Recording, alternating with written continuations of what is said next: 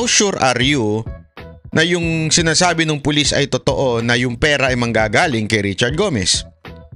Diba? Na siya pong congressman yung panahon na yan. So, doon pa lang, sabit na. Hindi ho galing yun. Sa madaling salita, even if, halimbawa lang, totoo yung sinasabi niya doon sa pulis. Oo, maaari yung pulis makasuhan, okay, madamay, pero yung para idawit si Richard Gomez dito sa kaso na ito, halatang merong himala. And let me tell you, nasa lahat na implementation sila against the fight with the fight against drugs. Hindi ka pwedeng lumapit sa drug pusher o sa drug lord, sabihin mo, pwede ho ba tumigil na ho kayo? Alam nyo, dahil sa ginawa ni Richard Gomez na yan, kinasuhan siya. Dahil siguro hindi naman sa pagkampi, pero parang gano'n na nga. Dahil sa pagkampi niya sa war on drugs ni Duterte, kinasuhan siya.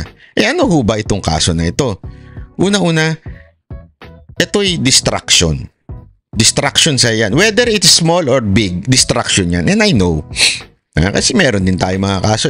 They're trying to distract me for telling the truth sa vlog. Di ba? So para akala siguro nila madidistract ako dahil sa mga kinasuhan. Ganyan din yung ginagawa kay Richard Gomez. Distraction ho yan. Dinidistract ho siya na di ba? Para asikasuhin mo na lang yan, yung demanda mo kaysa sa manggulo ka dito o ibahin mo yung script namin.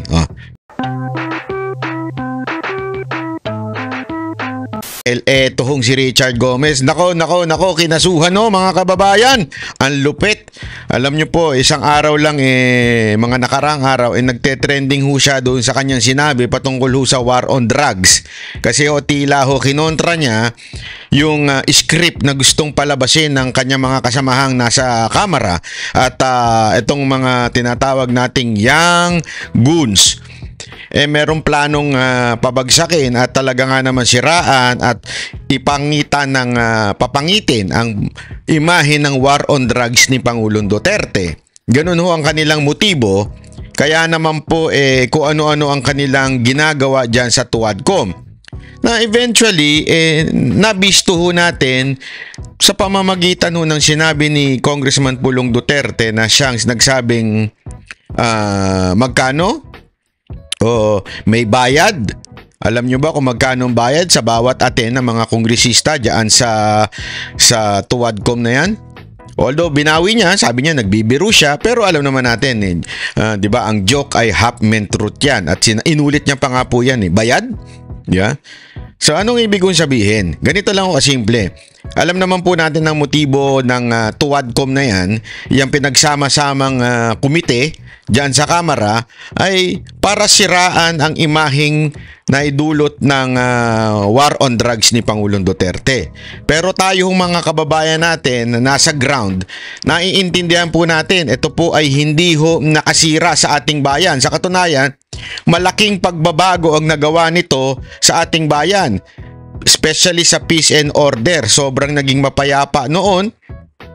Alam naman natin na ito po ay talagang naging epektibo dahil yung mga drugista sumuko at yung mga drug pusher nahuli at yung iba napatay.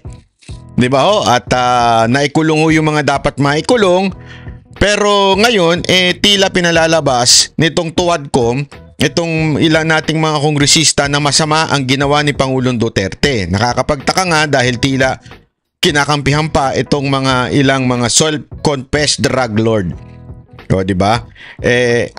Ang nangyari ho, mga kababayan, may isa ho tayong kongresista na medyo tumayo. At sinabi niyang, sandali. Hindi maganda yung sinasabi niyo, ha? Maganda ang nangyari doon sa aking lugar dahil dyan sa war on drugs. Naggumanda, umayos at dumami ang sumuko sa akin. Sa kanya kasi bilang mayor siya nun.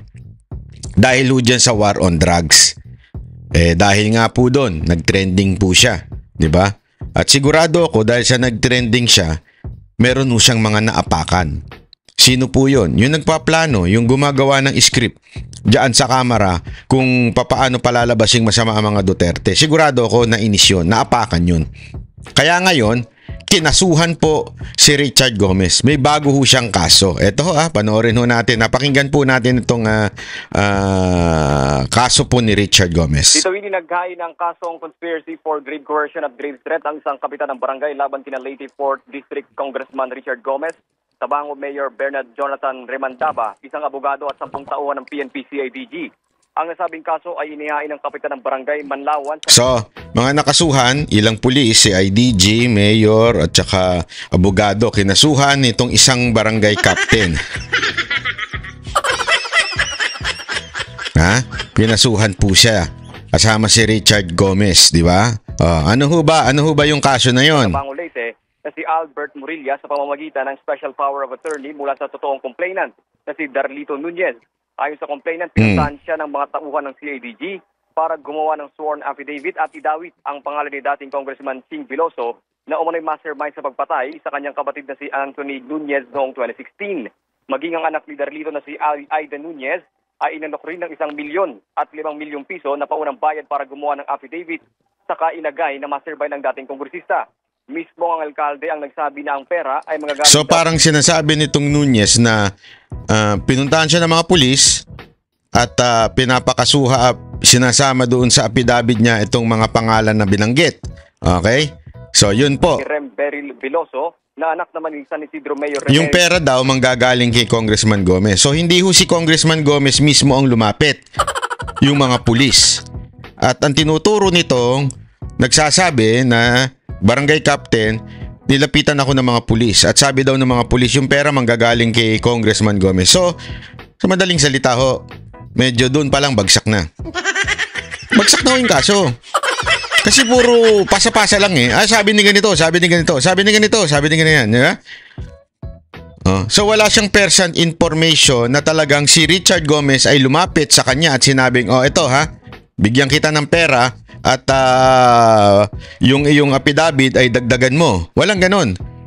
Sinabi lang di umano daw nung pulis sa kanila na si Richard Gomez ay magbibigay sa kanila. Congressman Gomez, kung saan ang abogadong si Attorney Rem Beryl Veloso, na anak naman ni San Isidro Mayor Remedio Veloso, ang kukontak sa kanila para sa pagkasagawa ng affidavit.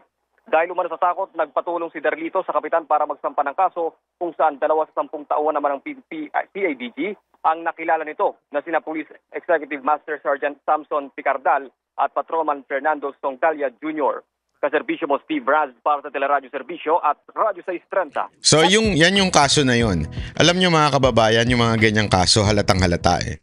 Kasi lalapitan ka ng pulis, bibigyan ka namin ng pera para ilagay mo yung pangalan na to. Ito ay sabi mo sa affidavit mo. 1 milyon daw ibibigay para idawit ang isang tao. Una-una kakasuhan pa lang. Hindi pa ho ito siguradong makukulong. Kakasuhan pa lang. Bibigyan ka na kagad ng 1 milyon. Pangalawa, let's assume lang. Kunwari lang. Let's assume that it is true.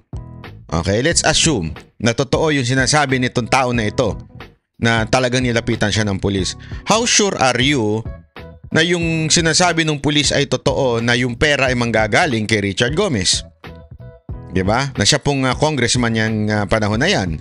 So, doon pa lang, sabit na.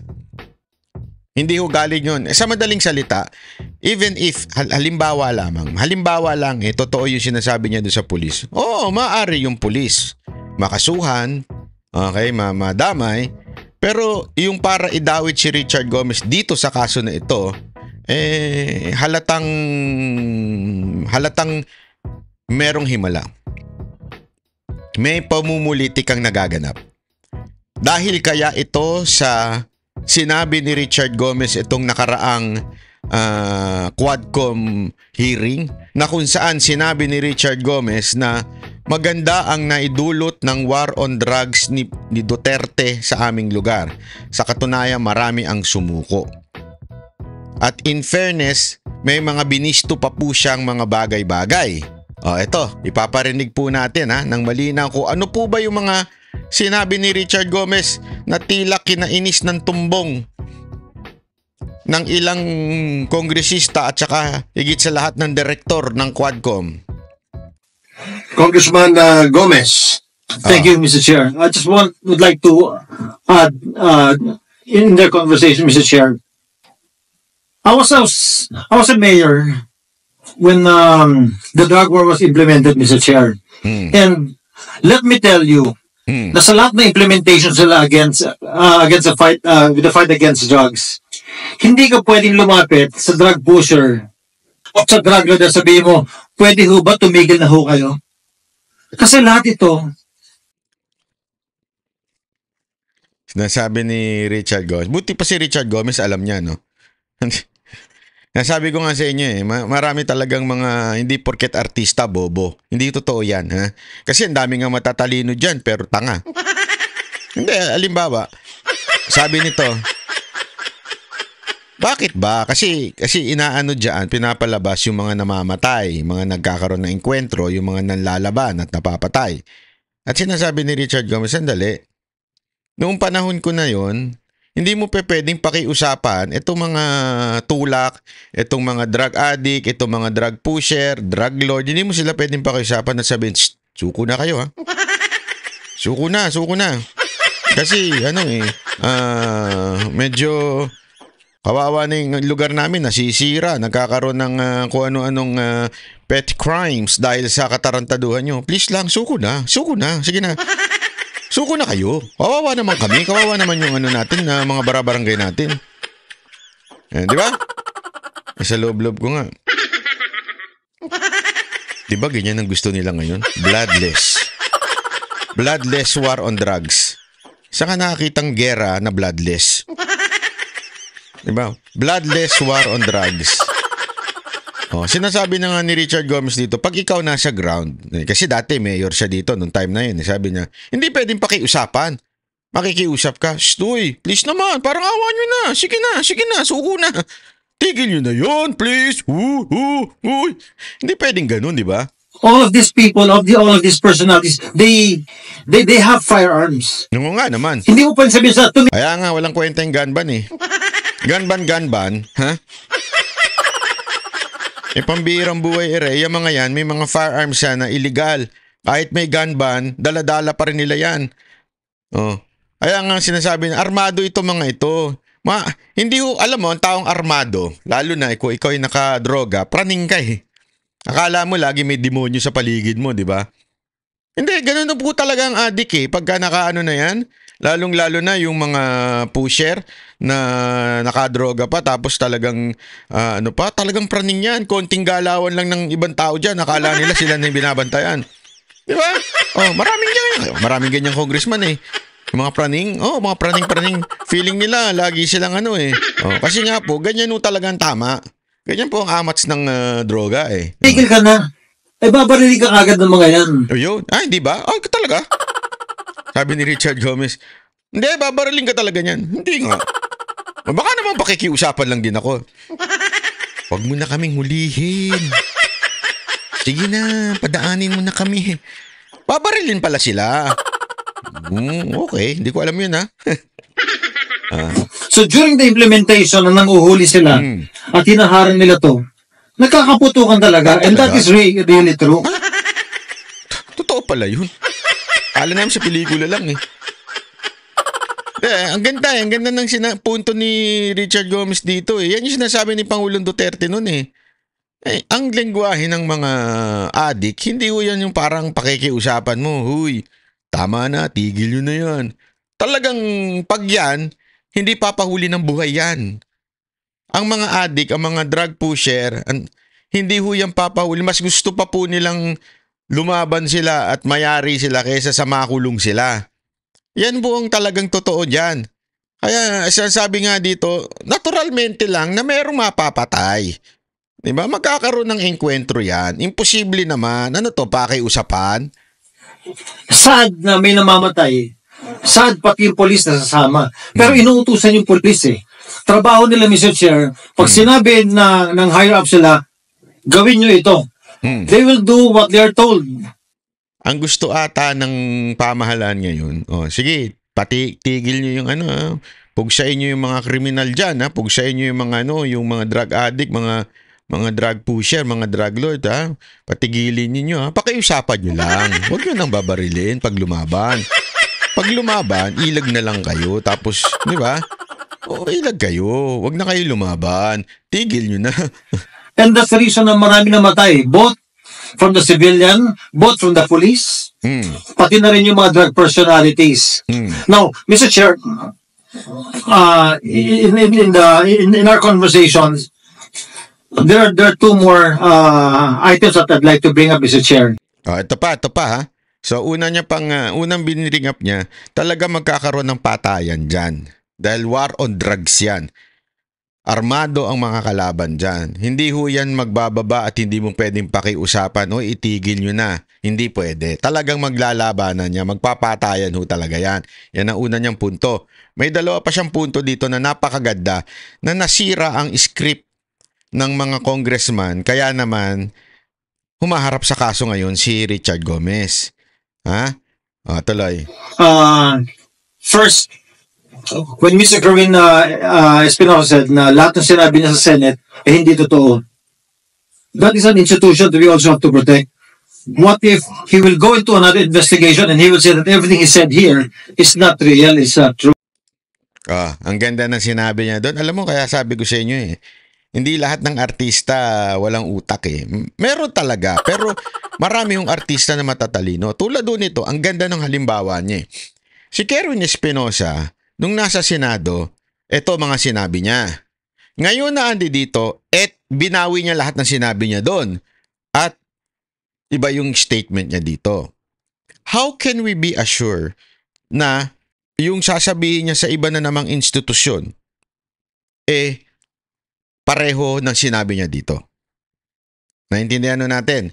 Kasi ganito, kung sinasabi ninyong doon sa Senado, pinilit lang siya ni Senator Bato, anong sa tingin at kasiguraduhan natin? Anong assurance natin na dito sa Kamara ay walang pumilit sa kanya na ito naman ang sabihin? Tama, mali. Paano kung meron na namang investigating body? We do not know. At iba na naman ang sasabihin niya. Bakit natin paniniwalaan yung tao na self-confessed drug lord tapos kung ano-ano iba-iba ang kanya sinasabi? Ika nga. Depende what will please yung kaharap niya. Siguro, by that time, sila Bato, ang nakaupo nun, mga Duterte, this time, kayo kung ano gusto nyo marinig, yun naman ang sasabihin ko. So kung ano naman, paano kung may susunod pa? Ano ang sasabihin niya? Ang ganda ng explanation na yun. Kasi alam mo, dapat to maging matalino tayo. Hindi ho pwedeng tanggap lang tayo ng tanggap na porket binawi niya na, yan na yun. Yan na ho yung talagang totoo. Yan ang katotohanan. Paano? Pambihira. Kung sinasabi niya, assuming na pinilit daw siya ni Bato, dinamay niya si Bato. Ngayon, wala kaya namilit sa kanya? Hindi kaya siya pinilit ng ilang congressman? Ito sabihin mo or else, yari ka sa amin. Kasi kami nasa kapangyarihan ngayon, di ka pwedeng kumontra ngayon sa amo namin. Baka gusto mo, ha?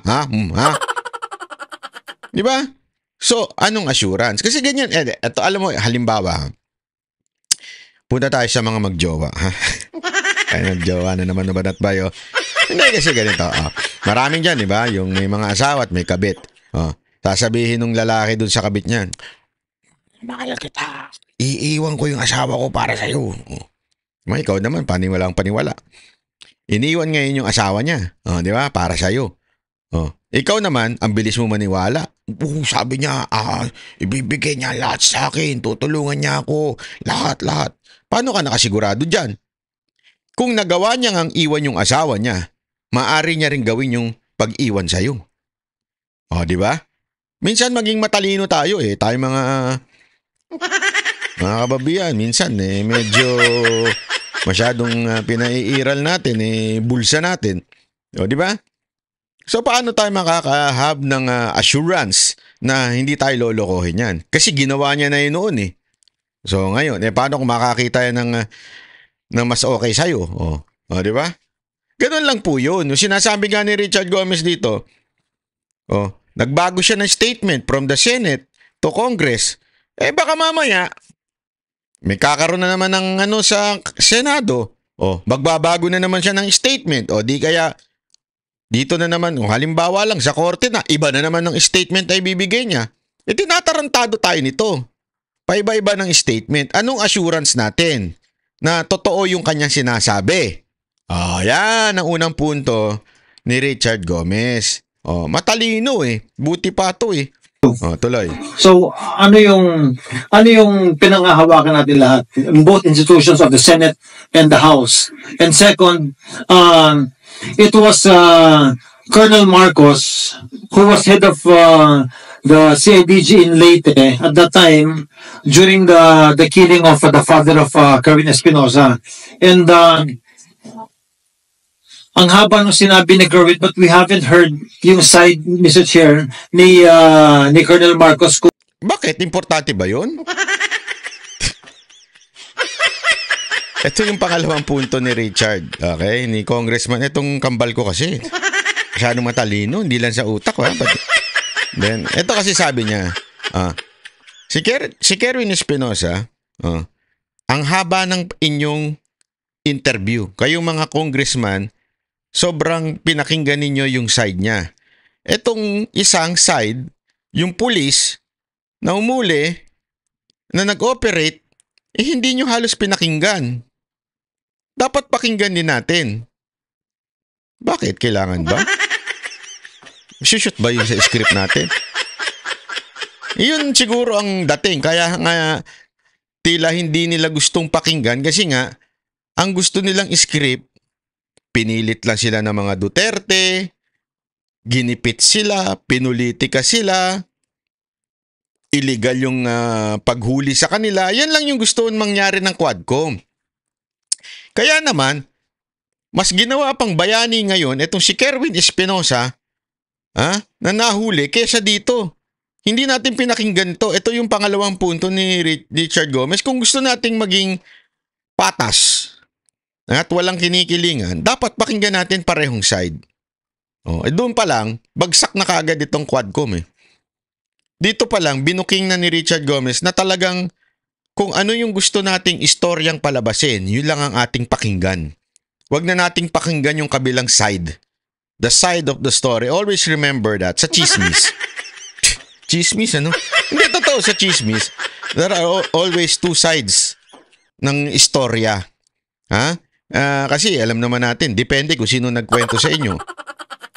So pag kinuwento niya sa iyan, minsan bigyan mo ng pagkakataon din magkwento yung kabila. Kailangan laging two sides. Hindi pwede yung iisa lang ang side. Or else, isa lang talaga. Magiging bias ang iyong pananaw, opinion at konklusyon. Ikaw naman, Richard Gomez. Bakit mo naman sila binuking? Gago! Bakit mo naman binuking na isa lang ang side ang gusto nilang palabasin? Gago! Bakit naman iisang... Hindi, kasi alam mo, hindi ka nagre-review ng script, Richard Gomez Gago! Next time, susunod ka sa script namin, Kasi, ikaw kasi, ang hilig mo sa, impromptu Hindi, alam nyo kasi, para sa kaalaman ninyo, ako, taga-subaybay ako ni Richard Gomez mula noon pa kasi sabi nila, hawig daw kami. Gago! So, sinusubaybayan ko ito.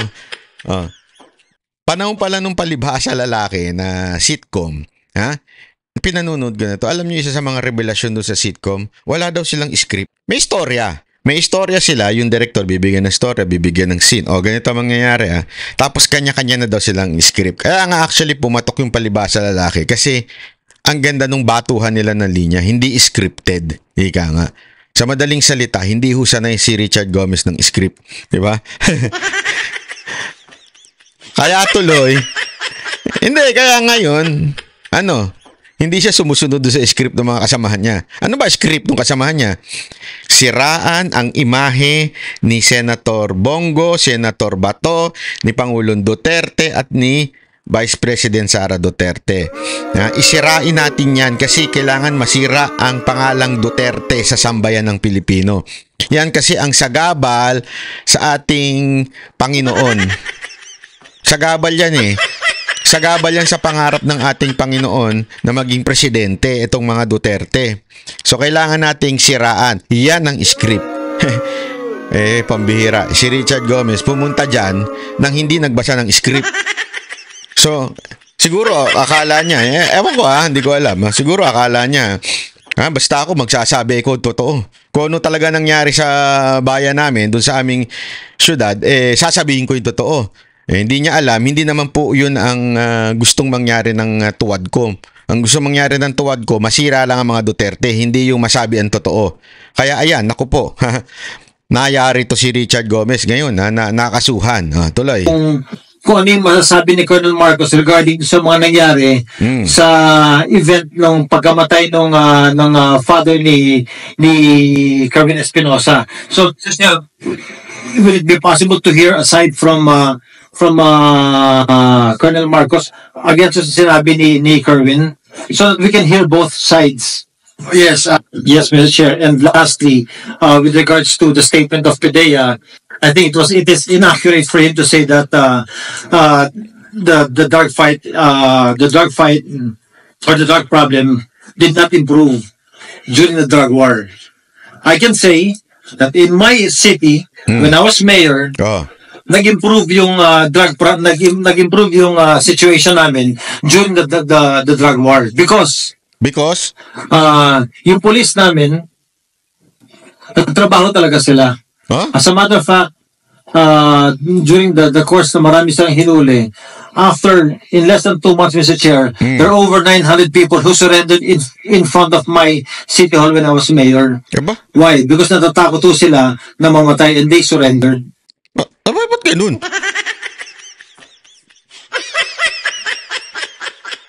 Ang ganda na sinabi ni Richard Gomez dito. Di ba? Ibig sabihin daw, nung panahon na talaga nung drug war, yung war on drugs, talagang gumanda yung kanilang lugar at sumuko. Sumuko po ito. And because of that, the drug problem in Ormoc City, bumaba talaga. Naku, ba't mo sinabi yan? So, it is not accurate that the Director General said na hindi nag-improve ang situation. At least in my part, as mayor, and I can only speak for myself, nag-improve yung aming lugar. Grabe sabi ko sa inyo ang ganda daw. Ang ganda daw na nangyari sa lugar nila. Alam niyo mga kababayan, hindi na ho natin kailangan makinig pa sa mga congressman natin o sa mga mayor natin. Kahit ho tayo, we can conclude na talaga nga namang gumanda ang ating mga lugar nung panahon ni Pangulong Duterte, kung saan talagang nabawasan, kung hindi man talaga naubos, nabawasan talaga ang mga nagdudurog-durog dyan o kaya mga pusher dyan. Ngayon nga ho di ba meron nga akong in-upload hindi pala in-upload, shinare pala, na isang video na talagang nagdodroga sa may tindahan. Wala na ho, hindi na ho sila nahihiya. Kasi sabi nga naman, let's have a bloodless war on drugs. So pakiusapan na lang natin sila. So ngayon, yung mga drogista namamayagpag na naman. And hindi na natin kailangan pang malaman to Congressman Richard Gomez or other congressman o other congressmen na gumanda. Kayo po mga kababayan, makikita nyo na yan sa mga lugar ninyo, sa mga barabarangay ninyo. Dati takot yung mga yan lumabas. Ngayon, nasa kanto na uli sila. Nag-aabutan na. Hindi di ba Totoo, dati takot yan Dati nga sa mga club, nahuhuli yan Tapos marami ho dyan talagang tago na. Alam nyo ginagawa nun? Para hindi talaga sila mahuli. Kaya nga ang daming crime na nangyari na, hindi pala crime, maraming incidents na nangyari na namatay sa hotel. Kasi ang ginagawa nila before, nung panahon ni Pangulong Duterte, i-google niya, marami yan.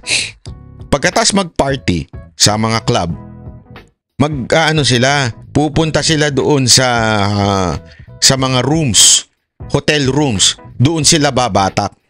Kumukuha sila ng mga hotel rooms para doon na ho sila bumatak at doon na po sila gumamit kasi hindi sila pwedeng pasukin kasi private.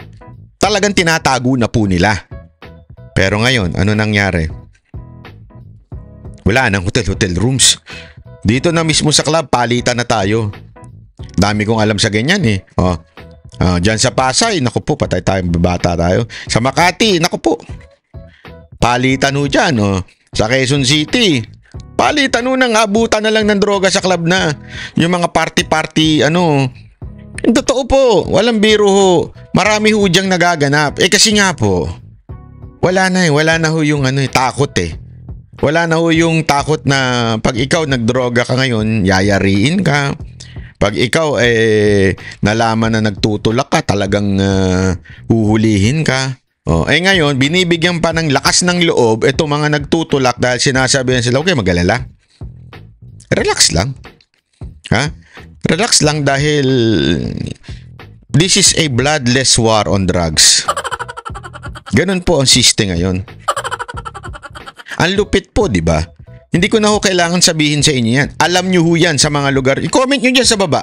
I-comment nyo dyan sa baba na alam nyo yan. Ano ho ba ang nakikita ninyo sa lugar nyo ngayon? At saka noong panahon ni Pangulong Duterte. Again, this is not about politics. This is not about Duterte or Marcos. No. Yung ang tanong, kamusta ang lugar ninyo? Kamusta yung lugar ninyo ngayon? At kamusta yung lugar ninyo nung panahon ng nakarang administrasyon? Kayo ho magsasabi, mas safety po ba kayo ngayon o mas safety kayo noon? Di ba? Kung dati, takot ang mga drogista, takot ang mga pusher, ngayon, kayo na ang takot. Di ba? Yan ho yung sinasabi ni Richard Gomez. Dahil po dyan, nasira ang script. Anong script? Na yung war on drugs ay masama. Na yung war on drugs ay hindi mabuti sa ating mga Pilipino. Yang war on drugs na yan ay dapat kinukundi na yan kasi maraming namatay. Yan. Hindi mo nila, alam mo, kaya sabi ko nga what's wrong with the reward? Just in case it is true. Let's assume na it is true, may reward system noon. Halimbawa, what's wrong if a policeman or a unit of sa PNP ay gumawa ng naging successful, what's wrong kung naging magbibigay ng reward ng presidente? Dahil kayo ay maganda ang inyong serbisyo at maayos, naging tagumpay ang inyong operasyon. Ito, tulungan namin kayo. Ito, incentives. What's wrong with that? Sandali. Tanungin ko nga kayo, kalaban pa ba natin ang drugs ngayon? O kakampi na natin? Hindi, ako nagtatanong lang kasi tila, masama ba yun? Masama ba na labanan na natin ang ating mga drogista, mga pusher? Dapat na ho nating matumbaho yan, masira sa bayan natin, dapat mawala na ho sila. Masama po ba yun? Diba? Pero ngayon, yun ang pinalalabas. Masama ang ginawa ni Duterte at ang ginawa ni Duterte nakakasira sa bayan. Hindi, kayo ho. Kayo mga OFW, yung may mga pamilya dito sa Pilipinas, mas feel safe po ba kayo ngayon? Mas feel nyo ba na safety kayo ngayon? At yung mga anak nyo ay mas safe? O iba na ang pakiramdam ngayon? Kasi alam nyo, kaliwat kanan na naman ang riding in tandem. Kaliwat kanan na naman ang nagagahasa. Kaliwat kanan na naman ang napapatay. Kaliwat kanan na nawawalang bata. Alam nyo kung bakit? Ang dahilan po niyan, isang malaking factor dyan yung droga. Talagang pag isang tao nalulong, pumasok sa droga, para masustain. Kasi hindi po yan yung, hindi, tiga ano lang ako ngayon, kapiraso lang ang titirahin ko ngayon, ganito lang. Hindi ko alam kung gaano kalaki mga droga. Hindi kasi ako nagdodroga talaga. Halimbawa, ganito lang kapiraso. Bukas ganyan uli. Hindi. Mag-ano yan sabi nga nila, yung mga drug addict dyan, talagang, kasi yung ganito, eventually magiging wala ng tama. So, kailangan mong dagdagan. So, padoble, triple, hanggang dumami ng dumami. Pagka sobra ng yung katawan mo na i-immune na sa kapiraso, gusto mo na ng maraming, magastos. Anong gagawin mo? Gagawa ka ng krimen. Magnanakaw ka, mag-i-snatch ka, Aside pa yan, doon sa epekto pag ikaw ay may amats na. Sabi, may tama ka na. Alam mo na may mga tama, talagang umakapit bahay ko, hayop. Yung kapitbahay ko, panayandaan sa harapan ng bahay namin, no? Siguro, minaman-manan na ako niyan, no? Siguro, manaman-manan ako, siguro, papatayin ko niyan, no? O, di ba? Sa totoo lang, kaya naman dumadaan doon, yun lang ang kalsada Papalabas Kasi, napapraning ka kasi akala mo dumadaan-daan yung mga kapitbahay mo sa harapan ng bahay mo, pero ang totoo, yun lang ang daanan papunta doon sa tricyclean. Paparing susunod. Pag dumaan pa yan sa susunod, yayaring ko ng ice pick yan. Minaman-manan ako, papatayin ako niyan Hindi, kaya nga dumadama yung krimen dahil nga may amats. Di ba? Mga kababayan, kailangan ko pa bang ispilingin yan? Kita na natin sa news yan, kaliwat kanan Kaya nga hindi ko malubos maisip bakit meron tayong mga ilang media dyan, pati vloggers, na kinakampihan pa etong tuwadcom na ito. Na tila pinalalabas nila masama si Duterte, pero alam nila sa puso nila na ang ganda ng nagawa sa war on drugs ni Duterte. Hindi perpekto. Hindi ko sinasabing perpekto, mga kababayan Ang sinasabi ko, ang laki ng binawas sa krimen ng Pilipinas. Bumagsak talaga ang krimen ng Pilipinas yung numero. Tapos ang daming naging mapayapa. Matapang ka na, malakas na loob mo lumabas ng bahay. Ngayon, wala na. Wala na talaga. Di ba? Alam nyo, dahil sa ginawa ni Richard Gomez na yan, kinasuhan siya. Dahil siguro hindi naman sa pagkampi, pero parang gano'n na nga. Dahil sa pagkampi niya sa war on drugs ni Duterte, kinasuhan siya. Ano ho ba itong kaso na ito?